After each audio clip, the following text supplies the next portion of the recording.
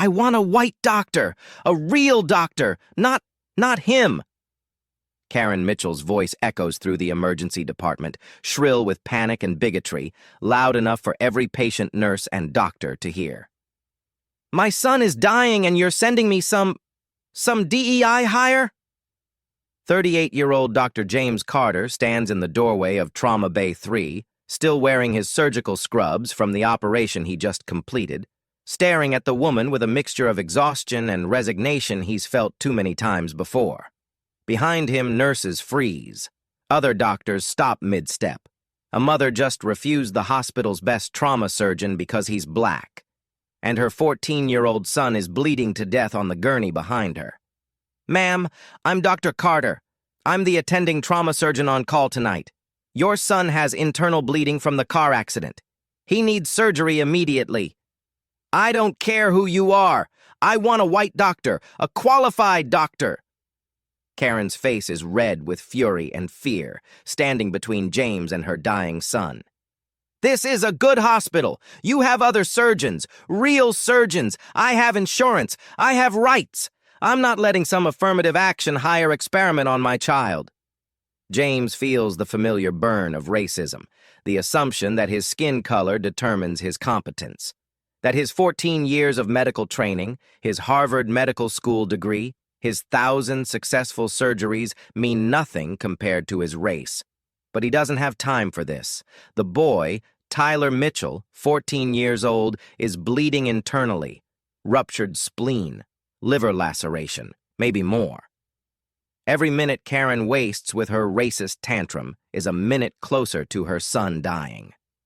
Ma'am, your son is in hemorrhagic shock. He's bleeding internally. Every minute we delay surgery decreases his chance of survival. Then get me another surgeon, a white one. I know my rights. I can refuse treatment. I can choose my doctor. The head nurse, Sandra, 50-something, black woman who's seen every kind of racism in 30 years of emergency medicine, steps forward. Mrs. Mitchell, Dr. Carter is the best trauma surgeon in this hospital. He's the only trauma surgeon currently available. The other surgeons are in the middle of operations or off duty. Then call them in. Page them. I'll wait. My son can wait. He's stable enough to wait for a real doctor. James looks at the monitors behind Karen. Tyler's blood pressure is dropping. Heart rate climbing. Classic signs of hemorrhagic shock progressing. The kid is not stable. He's dying. Right now. Mrs. Mitchell, your son cannot wait. His blood pressure is 80/50 and dropping. His heart rate is a 140. He's in Class 3 hemorrhagic shock approaching Class 4. If we don't operate in the next 10 minutes, he will die. There is no time to wait for another surgeon. Then he'll die with dignity instead of being butchered by someone who only got this job because of skin color quotas. Karen is screaming now, hysterical, blocking the doorway physically. I will not let you touch my son. Security! I need security. This man is trying to force treatment on my child against my consent. And James understands with perfect, terrible clarity what's about to happen. This woman would rather let her son die than allow a black surgeon to save him. Her racism is so deep, so fundamental, that she will sacrifice her own child to maintain her bigotry. He's seen racism before. Been called slurs, been assumed to be a janitor or orderly despite the MD on his coat, been questioned about his qualifications, been asked to get a real doctor. But he's never had someone choose death over his expertise, never had a patient's parent value their racism more than their child's life. The administrator on duty rushes over. Mrs. Mitchell, please, you need to let Dr. Carter treat your son. No. I'm his mother. I'm his legal guardian. I decide his medical care, and I refuse consent. I refuse treatment from him. She points at James like he's contaminated. Get me another surgeon or my son doesn't get operated on. Those are my terms. The administrator looks at James helplessly. Legally, she's right. She has the right to refuse treatment, has the right to request a different doctor. They can't force surgery on her son without consent. But what Karen Mitchell doesn't know about the surgeon she's refusing is that Dr. James Carter isn't just any trauma surgeon. He's a former combat surgeon who served 3 tours in Afghanistan, operating on soldiers with injuries far worse than her son's, saving lives in conditions she can't imagine. He's the most decorated trauma surgeon in the hospital's history, with a 97% survival rate, the highest in the region. And the qualified white doctor she's demanding? That would be Dr. Richard Morrison, competent, but nowhere near James's skill level. Morrison has an 84% survival rate, does good work with routine cases. But Tyler's injuries aren't routine. This is complex trauma that requires expertise Morrison doesn't have. The surgeon Karen is refusing could save her son with a 97% chance of success. The surgeon she's demanding has maybe a 60% chance of keeping Tyler alive if they can even reach him in time. Her racism is about to kill her own child. And James has to watch it happen because he can't legally operate without consent.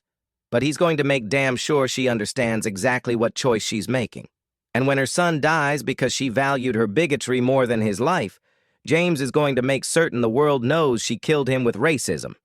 This is the story of how a mother's racism cost her son's life, and how the surgeon she refused exposed her for exactly what she is, a killer who chose prejudice over parenthood. St. Mary's Regional Hospital is a 400-bed facility serving the metropolitan area and surrounding counties. Level 1 Trauma Center, the highest designation, handles the worst injuries from car accidents, violence, industrial accidents.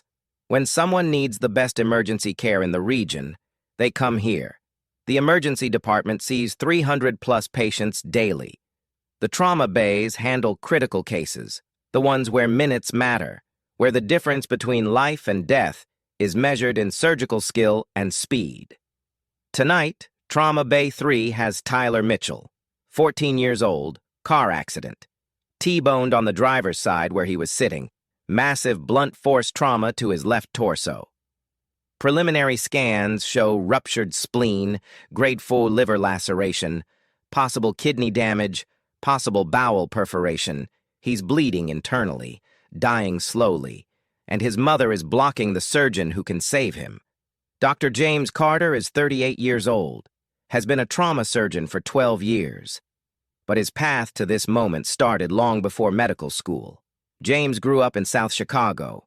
Poor neighborhood, single mother working 2 jobs.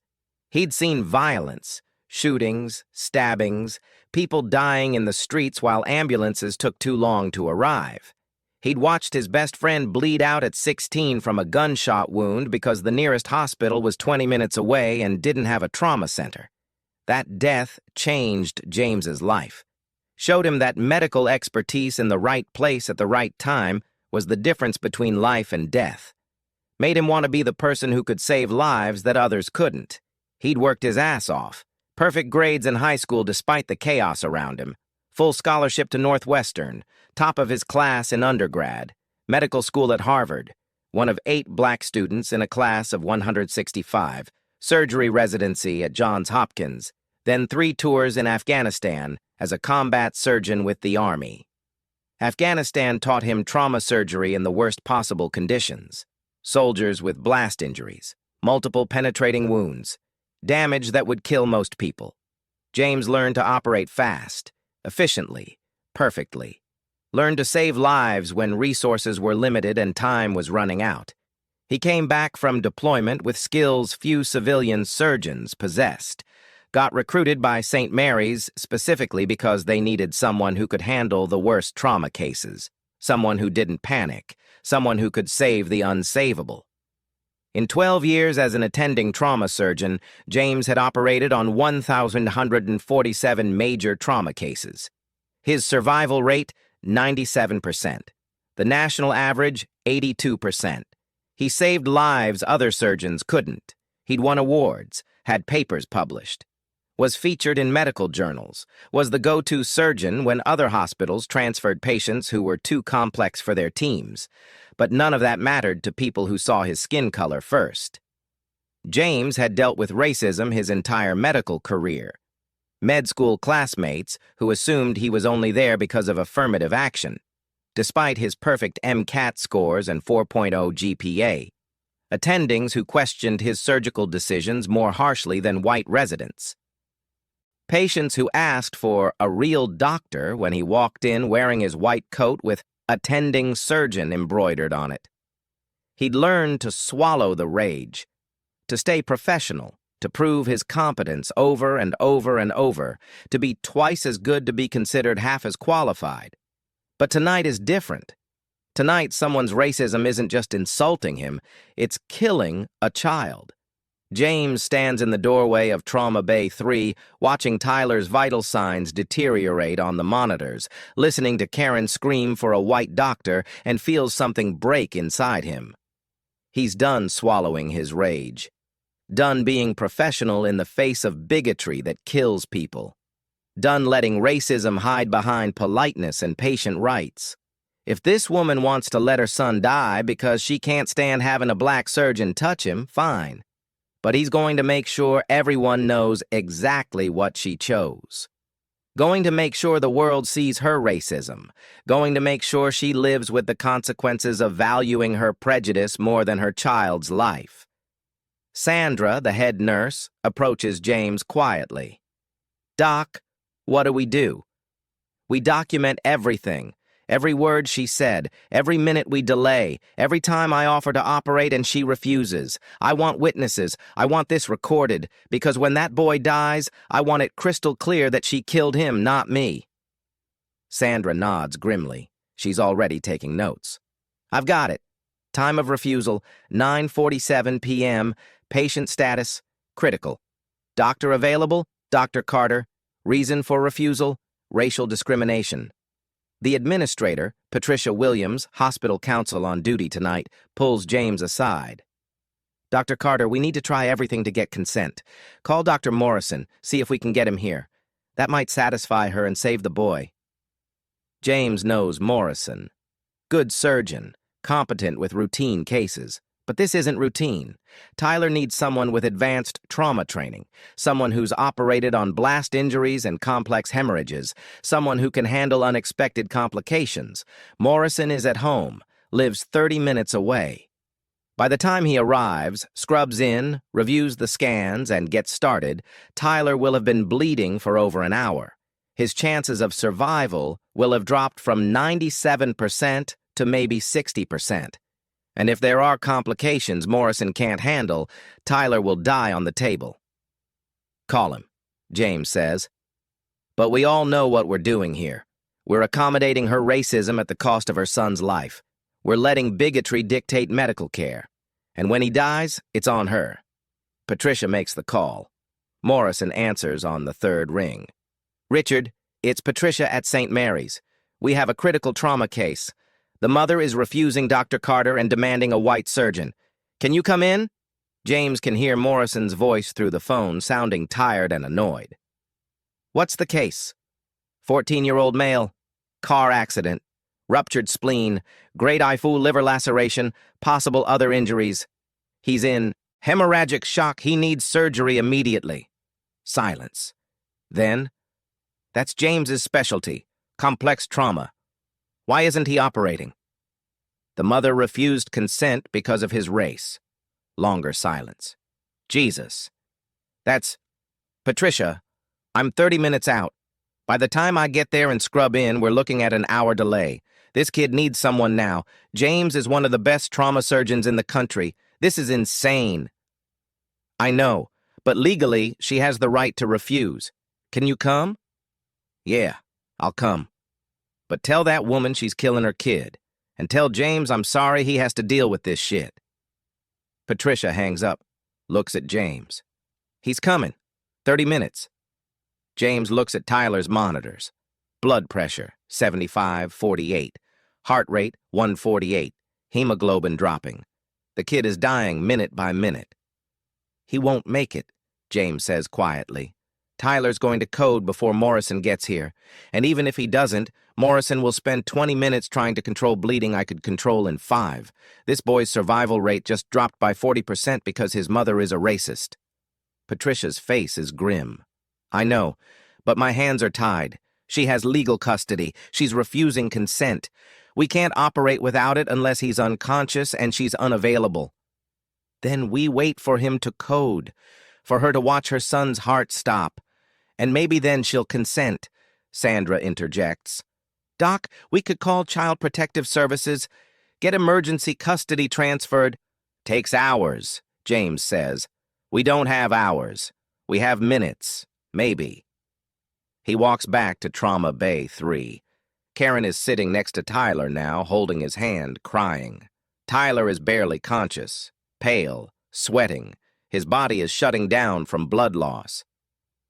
Mrs. Mitchell, James says, forcing his voice to stay calm and professional. I've contacted Dr. Morrison. He's on his way, but he's 30 minutes out, and your son doesn't have 30 minutes. His blood pressure is critically low. His hemoglobin is dropping. He's going to go into cardiac arrest soon. Please let me operate. I can save him, but only if you consent now. Karen looks at him with pure hatred. I'd rather he die than let you touch him. At least he'll die clean. The words hit James like a physical blow. Die clean. As if being touched by black hands contaminates her son. As if James's expertise, his years of training, his 1,000 saved lives mean nothing because of his melanin. He's spent his career proving himself, being excellent, being better than good enough, and it means nothing to this woman. She'd rather watch her son die than acknowledge James's humanity and competence. Ma'am, you understand what you're saying? You're telling me you'd rather your son die than receive treatment from a black surgeon. You're choosing his death because of my race. I'm choosing standards. I'm choosing quality. I'm refusing to let my son be practiced on by someone who only has this job because hospitals need to fill diversity quotas. James pulls out his phone, opens his credentials, shows her the screen. Harvard Medical School, Johns Hopkins Surgery Residency, board certified in trauma surgery, 3 tours in Afghanistan as a combat surgeon, 12 years as an attending, 1,147 major trauma surgeries, 97% survival rate, published in the New England Journal of Medicine, recipient of the American College of Surgeons Humanitarian Award. That's my resume, Mrs. Mitchell.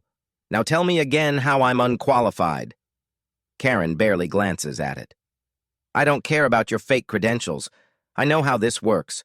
Hospitals lower standards to hire people like you. I want a doctor who earned their position. James feels something inside him go cold and hard. He's tried reason, tried credentials, tried explaining the medical emergency. None of it matters. She's so committed to her racism that facts can't penetrate it. Fine, he says. Then your son will die, and I'll make sure everyone knows you killed him. He turns to Sandra. Document everything. Time stamped. Record all vital signs. Note that I offered multiple times to operate and was refused due to racial discrimination. Get witnesses to sign statements. When this boy dies, I want the record to show exactly why. He looks at Karen. You have maybe 15 minutes before Tyler codes. When his heart stops, we'll resuscitate him. But every minute of bleeding damages his organs. Every minute we wait, his survival chances drop. By the time Dr. Morrison arrives, your son will likely have permanent brain damage from hypoxia, even if we save him. That's the cost of your racism. Not just death, but destroyed potential. Get out, Karen hisses. You're trying to scare me. Tyler is fine. He's awake. He's talking to me. He's not dying. James looks at Tyler. The boy is conscious, but barely, looking at his mother with confusion and fear. He can probably hear everything. Knows his mother is refusing treatment. Knows he's dying. Knows his mother chose racism over his life. Tyler, James says gently, do you consent to surgery? You're 14. You can't override your mother legally, but I want to know. Do you want me to operate on you? Tyler's voice is weak, barely audible. Mom, why won't you let him help me? I'm scared. Karen rounds on her son. Because, baby, we have standards. We don't let just anyone operate on us. We're getting you a better doctor, a qualified doctor. Just hold on a little longer. Mom, I don't care what he looks like. I don't want to die. You're not going to die. Stop being dramatic. You're fine. But Tyler's monitors tell a different story. Blood pressure, 7245, heart rate 155, respiratory rate climbing. His body is compensating for blood loss by shunting blood to vital organs. But that compensation is failing. James steps back out of the room. Calls the surgical team. "This is Dr. Carter. I need an OR prepped and ready. Trauma case. When I get consent, if I get consent, we're going immediately. No delays." "OR3 is ready now, Dr. Carter," the surgical nurse responds. "We heard what's happening down there. I'm so sorry." "Not your fault. Just stay ready." James leans against the wall outside Trauma Bay 3. Takes deep breaths. He's operated on soldiers with traumatic amputations, removed bullets from spines, done emergency thoracotomies in field conditions, has handled stress and pressure that would break most people. But this is different. This isn't combat. This isn't the chaos of war. This is racism so profound that a mother will let her child die rather than accept help from a black surgeon. Dr. Morrison calls back. "James, it's Richard. I'm in my car. I'll be there in 20 minutes. How's the kid?" "Circling the drain. BP is 72/45. He's going to code before you arrive." "Fuck. Can you talk sense into the mother?" "I've tried everything. She's committed to her racism. She'd rather he die." "This is insane. James, you know you're twice the surgeon I am. This kid needs you, not me." "Tell that to his mother. She thinks I'm a diversity hire who got my position through affirmative action." "Jesus. Okay, I'm driving as fast as I can. Start the resus protocol if he codes. Keep him alive until I get there." "Will do. Richard, thanks for coming in. I know this is bullshit." "Yeah, it is. Hang in there." James hangs up, goes back to monitoring Tyler's vitals from the hallway. The nurses move in and out, checking IVs, updating fluids, doing everything possible to keep Tyler stable without actual surgery. But there's a limit to what medicine can do when someone is bleeding internally. You can replace fluids, give blood transfusions, support vital signs, but ultimately the only solution is surgery. Stop the bleeding, repair the damage, close the wounds. And the only surgeon available to do that is being refused because of his skin color. 10 minutes pass. Tyler's condition continues deteriorating. Blood pressure, 68/42. Heart rate, 162. He's approaching cardiac arrest. His body can't compensate anymore. Karen is crying now, begging Tyler to stay awake, to keep fighting, to hold on just a little longer. Sandra approaches James. "Doc, maybe if you weren't in the room, maybe if Dr. Morrison arrives and she never sees you again, she'll calm down?" "Maybe, but that sends the message that her racism is acceptable, that hospitals will accommodate bigotry, that she can demand segregated health care and will provide it." "I know, but the kid—" "I know." James runs his hands through his hair. "I don't want him to die, Sandra. I want to save him. But I can't force surgery on a patient whose guardian refuses consent. All I can do is document what's happening and hope Dr. Morrison gets here in time." At 10:04 p.m., 17 minutes after Karen first refused consent, Tyler's monitor alarms start screaming. Blood pressure, 58/35. Heart rate, 180, then suddenly dropping. 140, 100, 70. He's coding. His heart is failing. His brain isn't getting enough oxygen. His organs are shutting down. "Code blue! Trauma Bay 3!" Sandra yells, hitting the emergency button. The code team floods in. Nurses, respiratory therapist, anesthesiologist, more doctors. They swarm Tyler's bed. "Starting CPR?" one nurse calls, beginning chest compressions. "Bag him," another says, putting a mask over Tyler's face to push oxygen into his lungs. Karen is screaming. "What's happening? Tyler, baby, no!" Security escorts her out of the room. She's hysterical, fighting them, trying to get back to her son. James steps in, takes charge of the code. "Continue CPR. Give 1 milligram EPI. Type and cross for 8 units. Someone call the blood bank. We're going to need massive transfusion protocol." "Dr. Carter," the anesthesiologist says, "he needs surgery now. We can resuscitate him, but he's just going to code again in 5 minutes if we don't stop the internal bleeding. I know, but I don't have consent. Patricia, the administrator, rushes in. Dr. Carter, the mother is currently being restrained by security and is not available to provide or refuse consent. Under emergency doctrine, you can operate. James looks at her. She was literally just here. She just refused consent 2 minutes ago. She's not currently present. She's been removed from the medical decision-making area due to her interference with emergency medical care. You have legal grounds to operate under implied consent because the patient cannot consent and the guardian is unavailable. It's a legal loophole, a technicality. Patricia is giving him permission to operate by declaring Karen unavailable, even though she's only 50 feet away, being held by security. Do it, Patricia says firmly. Save this boy. I'll handle the legal fallout. James doesn't hesitate. Or 3 now. Let's move. The team swarms into action. Tyler is rushed out of Trauma Bay 3, down the hall, into the elevator, up to the surgical floor.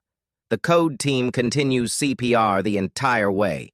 They're keeping him alive manually because his heart can't do it anymore. In OR 3, the surgical team is waiting. They have Tyler on the table within 90 seconds. Anesthesia takes over the airway. James scrubs in fast, 2 minutes instead of the usual 5. He enters the OR in his surgical gown and gloves. Tyler is prepped and draped. The anesthesiologist has him intubated and sedated. Okay, people. This is a damage control laparotomy. We're going in fast. Find the bleeding, stop it, stabilize him.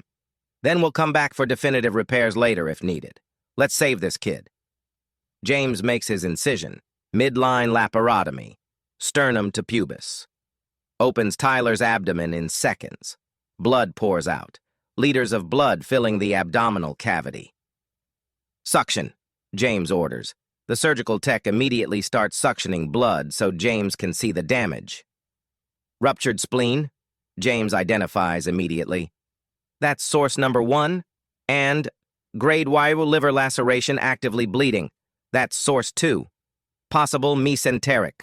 Tear, pack the liver. I'm taking the spleen. His hands move with practiced precision. This is what he trained for. Combat surgery, damage control in crisis, stop the bleeding, save the life. He removes Tyler's spleen in 4 minutes. Would normally take 30, but this is emergency surgery where speed matters more than perfection. The spleen was destroyed anyway. Can't be saved. Spleen's out. Liver next, suction here. He packs the liver injury, stuffs surgical sponges around the laceration to compress it and stop bleeding. It's a temporary fix. Tyler will need another surgery later to repair the liver properly, but right now James just needs to stop him from bleeding to death. Okay, bleeding is controlled. Bowel. He examines Tyler's intestines carefully, finds a small perforation, maybe 2 centimeters, fixes it quickly with a running suture. Not perfect, but good enough for now. Bowels repaired. Kidneys? The surgical resident assisting him checks. Left kidney looks okay. Might have a contusion, but not actively bleeding. Good. Any other sources? They check carefully. No other injuries. The spleen and liver were the main problems. Both now controlled. Okay, we're good. Anesthesia, how is he? The anesthesiologist checks vitals. BP is coming up, 95/60, heart rate stabilizing at 110. He's responding. Beautiful. Let's close him up. We'll bring him back in 2 days for washout and liver repair. Right now we've done enough. James closes Tyler's abdomen quickly. The surgery took 19 minutes from incision to close. Fast even by combat surgery standards. But Tyler needed fast. Good work, everyone. Let's get him to ICU. He's going to make it. The OR team breaks into relieved smiles. They saved him, despite everything. Despite his mother's racism. Despite the delay. Despite the code. They saved him. Tyler is wheeled to the ICU, intubated and sedated. His vital signs are stable now. He'll need days of recovery. Another surgery later. But he's alive. James strips off his surgical gown and gloves. goes to the ICU to write post-op orders. Makes sure Tyler is set up correctly. Then he has to face Karen Mitchell. She's in the surgical waiting room with security still nearby. Her face is red and swollen from crying. She jumps up when she sees James approaching. "Where is my son? What did you do to him?"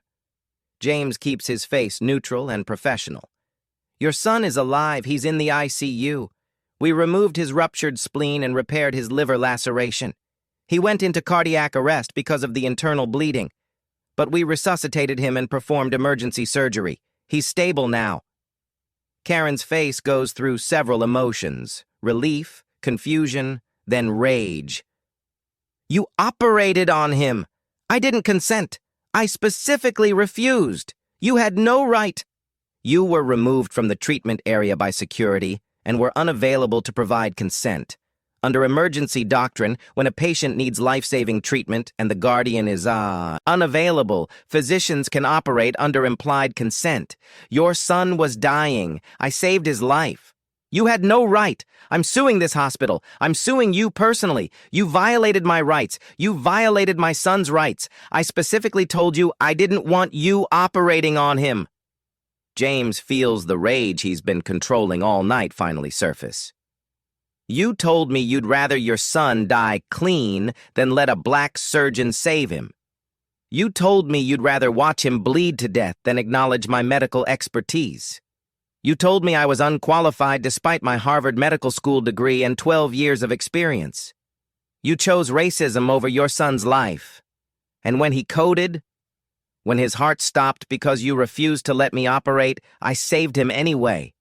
Despite your bigotry, despite your hatred, despite you." Karen's mouth opens and closes. She has no response. "Your son is alive because I'm good at my job. Because I spent 3 tours in Afghanistan learning to operate on soldiers with injuries just like his. Because I've done this 1,000 times before.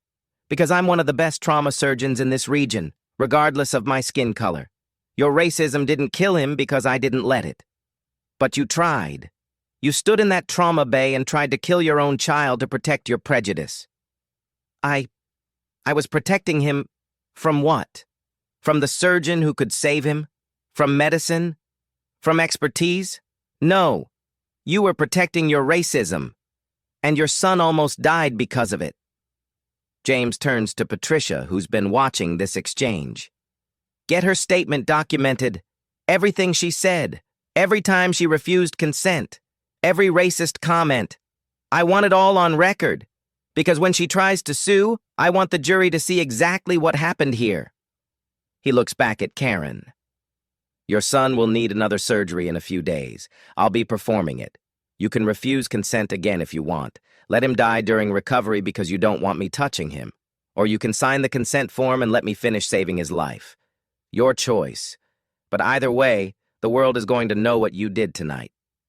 He walks away, leaving Karen standing in the waiting room with security and the administrator. James goes to the surgeon's lounge, sits down. And for the first time in his career, he breaks down. 12 years of swallowing racism. 12 years of proving himself over and over. 12 years of being twice as good to be considered half as competent. And tonight, someone tried to let a child die rather than accept his expertise. He saved Tyler anyway, did his job, but the cost of constantly fighting racism while practicing medicine is wearing him down. Sandra finds him 10 minutes later, sits down next to him, says nothing, just sits there. Finally, James speaks. "I should be used to it by now." "No," Sandra says firmly. "You should never get used to that. What she did was evil. And you saved her son anyway. That's who you are." "I don't know if I can keep doing this. Keep fighting racism while trying to save lives." "Then don't. Expose it. Fight back. Stop protecting people like her from consequences." James looks at her. "What do you mean?" "You told her the world would know what she did. Make sure they do. Go public. Tell this story. Let everyone see what racism looks like in healthcare, how it kills people, How it forces black doctors to work twice as hard for half the respect. Stop being silent about it. James thinks about that. He spent his career trying to be excellent, trying to prove racists wrong through competence. But maybe that's not enough. Maybe silence enables racism. Maybe exposing it is the only way it changes. I'll think about it. Over the next 3 days, Tyler Mitchell recovers in the ICU. He's awake, talking. His vitals are stable. The surgery was a complete success. He'll need the follow-up operation to repair his liver properly, but he's going to survive. Karen visits him daily, cries, apologizes to Tyler for the confusion, never acknowledges what she did. But the hospital staff knows. Word spread fast. Every nurse, every doctor, every tech heard what happened. How Karen refused a black surgeon, how she'd rather let her son die than accept treatment from Dr. Carter, how she called him unqualified and a diversity hire. And they're horrified, disgusted, angry. The hospital's PR department tries to keep it quiet, doesn't want the bad publicity, doesn't want racial discrimination lawsuits, wants it to go away. But Sandra was right. Silence enables racism. James calls a press conference. He stands outside the hospital with local media gathered, and he tells the truth. 4 days ago, I was refused by a patient's mother because of my race. A 14-year-old boy was bleeding to death from internal injuries. I offered to operate. I explained I was the attending trauma surgeon on call. I showed my credentials: Harvard Medical School, Johns Hopkins residency, 3 tours as a combat surgeon, 12 years of experience, 97% survival rate. The mother refused. She demanded a white surgeon. She said she'd rather her son die clean than be touched by a black doctor. She called me unqualified, said I only had my position because of diversity quotas, told me I wasn't a real doctor. James pauses, letting that sink in. Her son went into cardiac arrest because she refused to let me operate. His heart stopped. He was dying. And only then, only when she was removed from the room by security, was I able to perform the life-saving surgery he needed. I saved her son's life despite her racism, despite her trying to kill him with her bigotry, despite her telling me I wasn't qualified to touch him. I operated on him, removed his ruptured spleen, repaired his liver, and brought him back from the edge of death. Because that's my job. I save lives, regardless of whether people think I'm qualified because of my skin color. He looks directly at the cameras. I'm telling this story because it represents a larger problem in healthcare. Black doctors face discrimination constantly, from patients who refuse treatment, from colleagues who question credentials, from a system that assumes we're less qualified because of our race. We have to be twice as good to be considered half as competent. We have to constantly prove ourselves in ways white doctors never do. That mother almost killed her son because racism taught her that black people are inherently less qualified. That's systemic racism. That's what we're fighting, not just individual prejudice, but a system that teaches people that skin color determines competence. I'm one of the best trauma surgeons in this region. I have the credentials and the track record to prove it, but none of that mattered to that mother because I'm black. And that's the reality black doctors face every single day. So I'm going public with this story, not to shame one mother, though her actions were shameful, but to expose how racism operates in healthcare, how it costs lives, how it forces black medical professionals to work under conditions white doctors never experience. I saved a boy whose mother tried to let him die because of her prejudice, and I want everyone to understand what that means, not just for me, but for every black doctor who has to prove themselves constantly, every healthcare professional who faces discrimination, every patient who suffers because racism prevents them from getting the best care. This has to change, and change starts with exposure. So here's the truth. Racism in healthcare kills people, and until we acknowledge it and address it, we'll keep losing lives to bigotry disguised as patient choice. James steps back from the podium. I'll take a few questions. The media explodes with shouted questions. He points to a reporter from the local news. Dr. Carter, has the mother faced any consequences for refusing your care? No. She has the legal right to refuse treatment and request a different doctor. What she doesn't have the right to do is endanger her child's life with that refusal. But legally, she's protected. Another reporter. What about the hospital? Are they supporting you? The hospital administration is in a difficult position. They want to respect patient autonomy while also not enabling discrimination. They've been supportive of me personally. But the system needs to change. We need policies that prevent racism from delaying critical care. A national news reporter. Some people are saying you're making this about race when it was really just a mother wanting the best for her son. How do you respond? James looks at her directly. If a mother demanded a male surgeon instead of a female surgeon, would you say she just wanted the best? If she demanded a Christian surgeon instead of a Jewish one? No.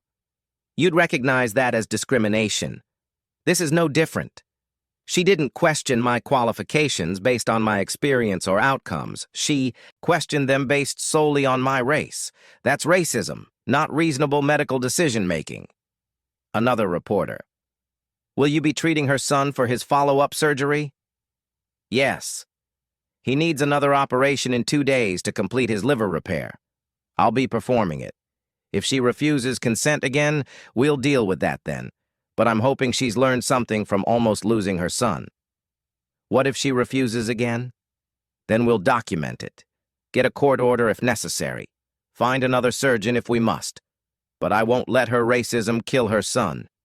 Even if it means stepping aside and letting someone less qualified operate. Because my job is to save lives, not to force people to accept treatment from someone they irrationally hate. A reporter from CNN. Dr. Carter, you mentioned you have a 97% survival rate. Can you put that in context? The national average for trauma surgeons is 82%. I'm 15 percentage points above that. Over 12 years, that's approximately 172 additional lives saved compared to an average surgeon with my caseload. That's what that mother was refusing.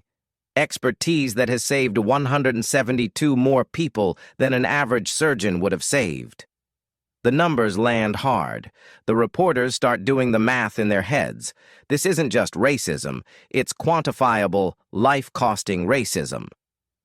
One final question, James says. He points to a reporter from a medical journal. Dr. Carter, what do you want to come from going public with this story? James takes a breath. I want policy changes. I want hospitals to have protocols that prevent discrimination from delaying critical care. If a patient or family member refuses treatment based on a doctor's race, gender, religion, or any protected characteristic, and the delay would endanger the patient's life, hospitals should be empowered to override that refusal. Patient autonomy is important, but it shouldn't extend to the right to endanger your child's life because you're racist. We need medical ethics boards to address this. We need legal frameworks that protect both patient rights and patient safety. And we need society to stop tolerating racism disguised as preference.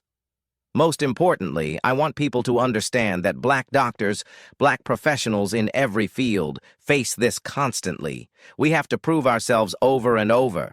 We carry the burden of representing our entire race. One mistake and it reinforces stereotypes. One success and it's dismissed as an exception. It's exhausting, and it needs to stop. Thank you. The press conference ends, but the story is just beginning. Within hours, it's national news. Black surgeon refused by racist mother saves child's life. Anyway is the headline on every major outlet. The video of James's press conference goes viral. 50 million views in 24 hours. Social media explodes. The responses are predictable and divided. Supportive responses: this surgeon is a hero. He saved a child whose mother tried to kill him with racism. 97% survival rate, and she thought he was unqualified? That's pure racism. Nothing else. Every Black professional faces this. Having to prove you're qualified over and over, being assumed incompetent because of skin color. This is America. The fact that he saved the kid anyway shows his character. He didn't let her racism prevent him from doing his job. Racist responses. She had the right to choose her doctor. This is about parental rights, not racism. Maybe she just wanted the most experienced surgeon? That's not racism. He's making this about race when it was really about a mother being cautious. Diversity hires are less qualified. She was right to be concerned. James reads the responses and feels the familiar exhaustion. Even with clear evidence of racism, even with him explicitly stating what happened, people deny it, rationalize it, find ways to justify the bigotry. But there's support too. Other black doctors start sharing their stories. The hashtag #AskBlackInMedicine trends. Thousands of black healthcare professionals share experiences of being assumed to be janitors, orderlies, anything but doctors, of having their credentials questioned, of patients refusing their care. The conversation James started is spreading. It's uncomfortable, it's divisive, but it's necessary. Karen Mitchell doesn't respond publicly. Her lawyer issues a statement. Mrs. Mitchell was in shock after her son's accident and was not thinking clearly. She's grateful Dr. Carter saved her son's life and regrets any misunderstanding. Misunderstanding. That's how they're framing it. Not racism, not bigotry, just a misunderstanding. James doesn't let it go. Does an interview with 60 Minutes. Sits down for an hour-long conversation about racism in medicine. People don't want to call it racism, James tells the interviewer. They want to soften it, call it cultural differences or communication issues or misunderstandings. But when someone explicitly says they don't want a black doctor, when they say their child would rather die clean than be touched by black hands, that's not a misunderstanding. That's racism, clear, explicit, undeniable. And the exhausting part is having to prove it was racism, having to show my credentials, having to quantify my survival rate, having to demonstrate that yes, despite my skin color, I'm actually qualified. White doctors never have to do that. They're assumed competent until proven otherwise. Black doctors are assumed incompetent until we prove otherwise, over and over and over again. The interview airs to 12 million viewers, sparks national conversation about racism in healthcare. Medical schools start addressing it in their curricula, teaching future doctors about implicit bias, about racial disparities in care, about the experiences of black healthcare professionals.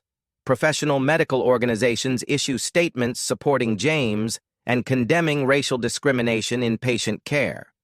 The American College of Surgeons creates the Dr. James Carter Award for surgeons who advance equity in healthcare. And slowly, painfully, the system starts to change. 2 days after the press conference, Tyler needs his follow-up surgery. Karen signs the consent form without comment, avoids eye contact with James, lets him operate on her son without protest. James performs the second surgery flawlessly, repairs Tyler's liver completely, cleans out the abdomen, closes him up. The operation takes 3 hours and goes perfectly. Tyler recovers quickly. Is discharged from the hospital a week later. Will make a full recovery. Will have normal liver function. Will live a completely normal life. Because a black surgeon saved him despite his mother's racism. Before Tyler is discharged, he asks to see Dr. Carter.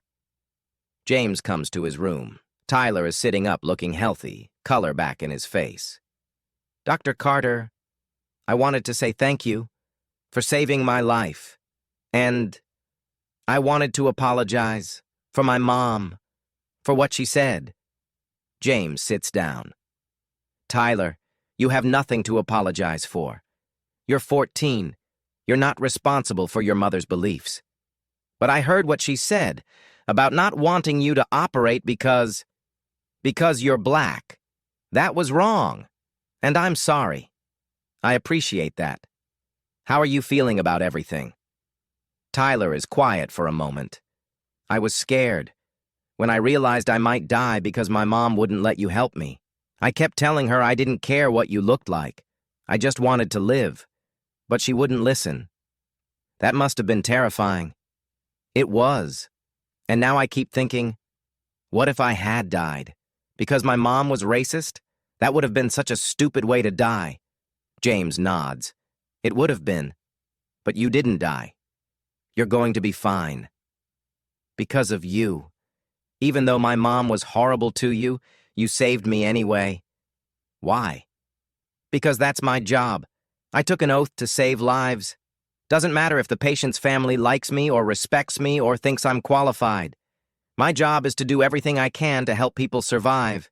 Your mother's racism doesn't change that. Tyler tears up. When I'm older, I want to be like you. I want to do the right thing even when people are being unfair. I want to help people even when they don't deserve it. James feels something warm in his chest. This kid gets it. This 14-year-old understands something his mother doesn't. Then you're already on the right path. And Tyler, don't let your mother's beliefs become yours. You get to choose who you are. Choose to be better. I will. I promise. After Tyler is discharged, James receives a letter. It's from Tyler's father, divorced from Karen, not present during the emergency because he lives in another state. Dr. Carter, I'm Tyler's father. I just found out what happened. I'm horrified. I'm ashamed. I'm grateful. Karen and I divorced 3 years ago, partly because of her views on race and other issues I couldn't accept. I've tried to raise Tyler to be better than that. But he lives with her most of the time, and I worry about what she's teaching him. You saved my son's life despite my ex-wife trying to stop you because of her bigotry. I don't have words adequate to thank you. You're a hero. Not just for your surgical skill, but for your character, saving a child whose mother treated you with such disrespect. I'm using this incident to pursue full custody.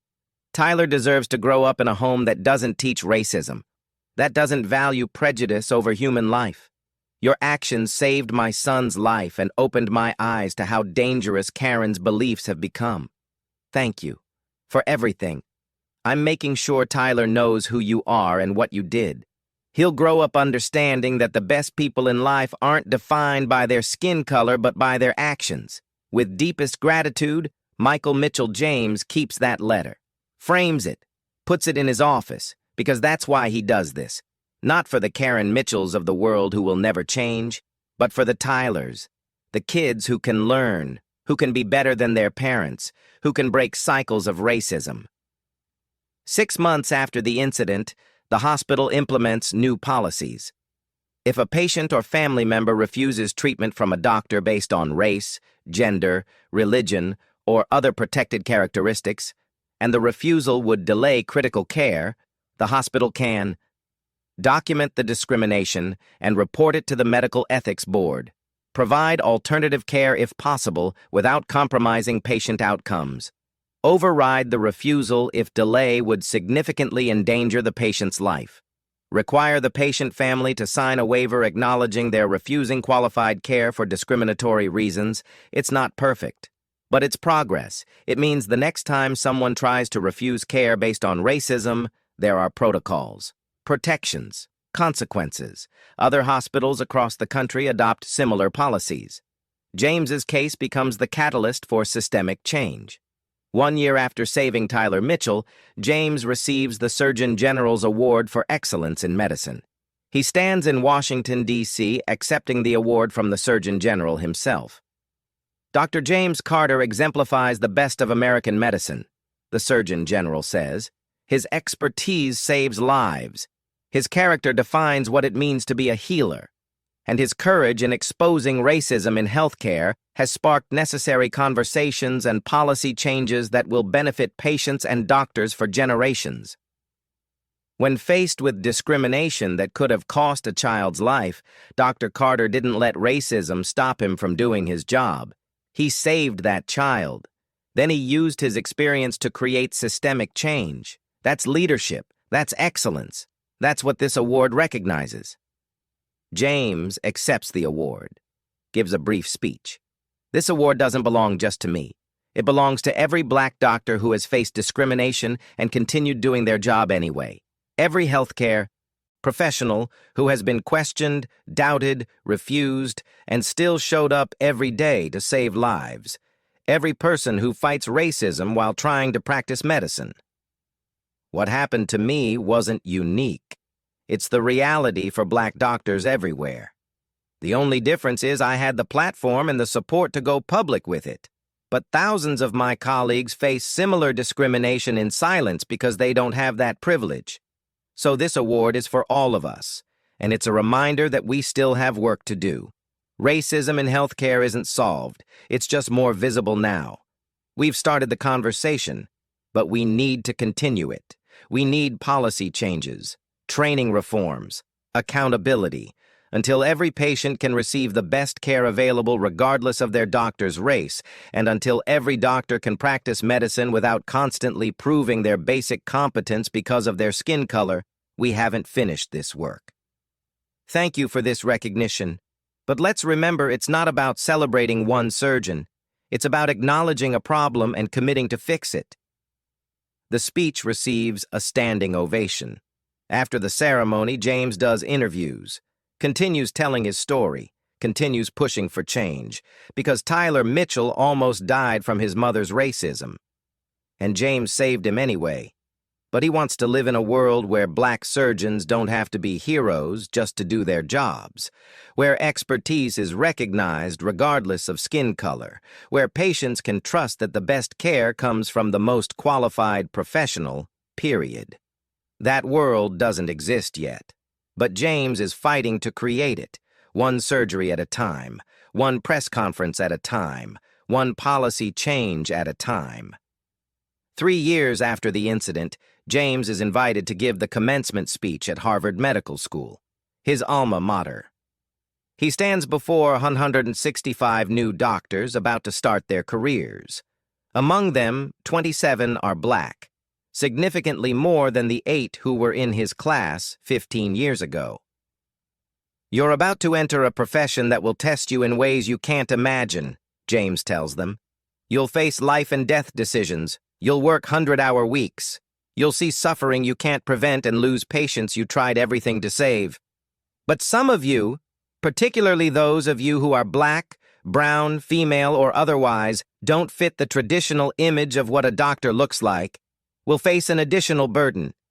You'll have to prove yourselves constantly. Your competence will be questioned. Your credentials will be doubted. Patients will refuse your care based on nothing but prejudice. 3 years ago, a mother refused to let me save her dying son because I'm black. She'd rather he died than accept treatment from a black surgeon. She called me unqualified despite my Harvard degree, the same degree you're receiving today, despite 12 years of experience, despite a 97% survival rate. Her son went into cardiac arrest because she delayed his surgery with her racism. And I saved him anyway, because that's the job. We save lives even when people don't think we're qualified, even when they treat us with disrespect, even when they try to stop us. But here's what I want you to know. You shouldn't have to be heroes just to do your jobs. You shouldn't have to be twice as good to be considered half as competent. You shouldn't have to constantly prove you deserve to be here. So I'm asking you, all of you, regardless of your race, to be part of changing this. When you see discrimination, call it out. When you witness bias, address it. When colleagues are questioned unfairly, defend them, support each other. Create the profession you want to work in, not the one you inherited. And to those of you who will face discrimination because of who you are, don't let it stop you. Don't let it make you doubt your capabilities. You earned your place here. You have the skills. You have the knowledge. You belong in medicine. What happened to me was wrong, but it led to policy changes that protect doctors and patients. It started conversations that needed to happen. It exposed racism that was hiding in plain sight. Sometimes the hardest experiences create the most important changes. You're going to face challenges, some from medicine itself, the difficulty of the work, the emotional toll, the impossible decisions, and some from society, the prejudice, the discrimination, the constant need to prove yourselves. But you can handle it, because you're Harvard Medical School graduates. You're among the best-trained doctors in the world. You have the expertise to save lives and the responsibility to make medicine better than you found it. So go out there and be excellent. Save lives. Challenge injustice. create change, and remember that your presence in medicine, your different perspectives, your diverse experiences, your unique insights, makes all of us better at what we do. Congratulations, doctors. The world needs you. All of you. The graduating class rises in a standing ovation. Many are crying. Some are black students who see themselves in James's story. Others are white students who are understanding privilege for the first time. After the speech, a young black woman, one of the 27 black graduates, approaches James. Dr. Carter, I'm Aisha Johnson. I'm starting my surgery residency at Johns Hopkins next month. The same residency you did. I wanted to thank you. Your story kept me going when I wanted to quit, when patients questioned me during rotations, when attendings doubted me, when I felt like I had to be perfect every single day because one mistake would confirm their stereotypes.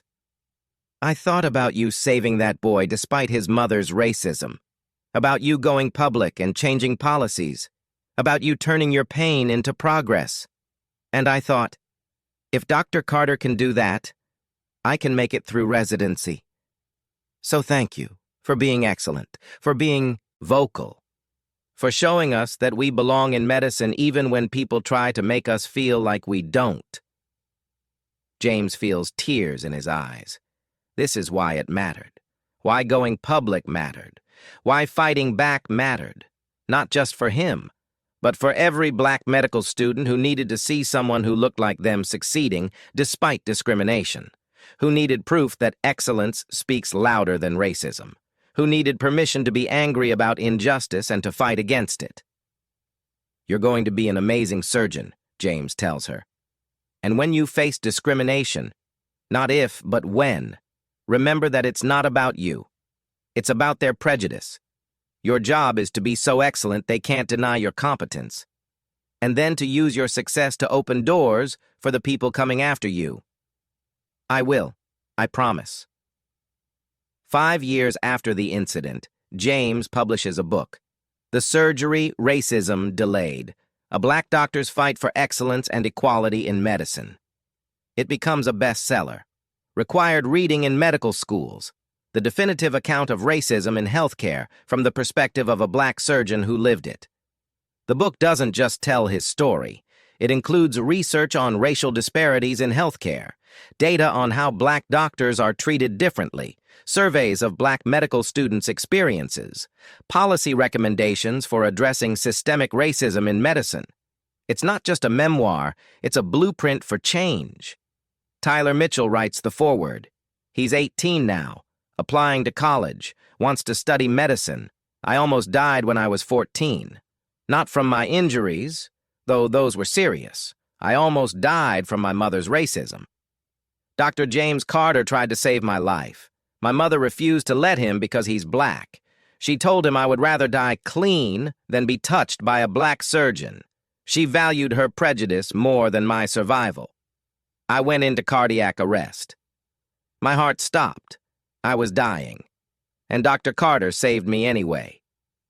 When my mother was removed from the room, he operated on me, removed my ruptured spleen, repaired my liver, brought me back from death, saved my life despite my mother trying to stop him because of racism. That experience changed me, made me understand that racism isn't just mean words or discomfort. It kills people. My mother's racism almost killed me. Dr. Carter's excellence saved me. I'm alive today because a black surgeon was better at his job than my mother was at being racist. Because expertise matters more than skin color. Because medicine should be about saving lives, not accommodating bigotry. I'm going to medical school because of Dr. Carter. I want to be the kind of doctor who saves lives even when people don't think I'm qualified, who proves prejudice wrong with excellence, who creates change through action. This book tells the story of what happened to me and what it means for medicine. Read it, learn from it, and let's create a healthcare system where patients get the best care from the most qualified professionals regardless of anyone's race. We owe Dr. Carter that, and we owe it to ourselves. Tyler Mitchell. The book sparks national conversation, news coverage, congressional hearings, medical school reforms.